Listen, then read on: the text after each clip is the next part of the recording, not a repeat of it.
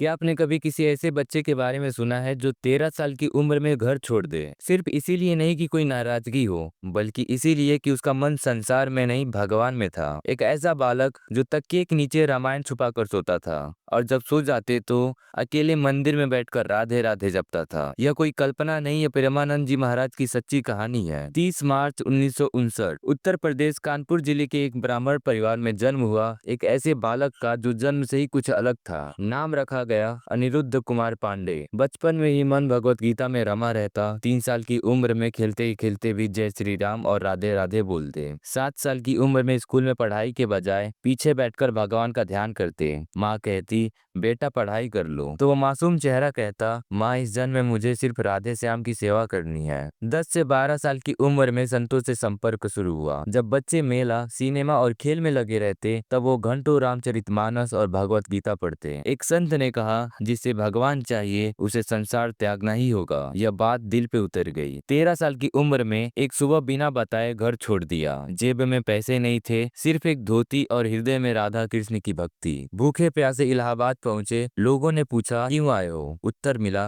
राधे श्याम को पाने। इसके बाद कई मंदिरों में जूते साफ किए, प्रसाद बांटा, झाड़ू लगाई, लेकिन मुंह से कभी कोई शिकायत नहीं। 14 से 17 वर्ष की उम्र तक काशी, अयोध्या, चित्रकूट और अंत में वृंदावन पहुंच गए। 17 साल की उम्र में वृंदावन में एक रात ठंड में मंदिर की सीढ़ियों पर भूखे पेट सोए। सुबह जब उठे तो शरीर कांप रहा था, लेकिन मन शांत था। तभी उन्होंने कहा अब यही वृंदावन धाम मेरी कर्म भूमि है। यहाँ उन्होंने गौरांगी शरण महाराज से दीक्षा ली। नाम मिला प्रेमानंद, अर्थात जो राधे श्याम के प्रेम में आनंद को पा चुका हो। गुरु ने कहा अब तेरा जीवन सिर्फ राधे राधे का नाम प्रचार करना है। 18 से 30 वर्ष की उम्र तक उन्होंने कठोर तपस्या की। एक समय भोजन, एक धोती और बिना गद्दे के जमीन पर सोकर 12 वर्षों तक साधना की। बीमारियां आई, तेज बुखार, पेट की तकलीफ, 3 दिन अचेत, फिर भी कहीं यह नहीं कहा मैं बीमार हूँ। उनका ब्रह्मचर्य व्रत इतना कठोर था कि उन्होंने 40 वर्षों से किसी स्त्री का स्पर्श नहीं किया। धीरे धीरे उनकी भक्ति और तप का प्रकाश फैलने लगा। साल 2000 के बाद वृंदावन में उनके प्रवचन प्रसिद्ध होने लगे और साल 2005 में पहली बार उनकी श्री राम कथा रिकॉर्ड हुई और वहीं से लोग उन्हें जानने लगे। अब एक कठिन मोड़ आया, किडनी फेल। साल 2019 के आसपास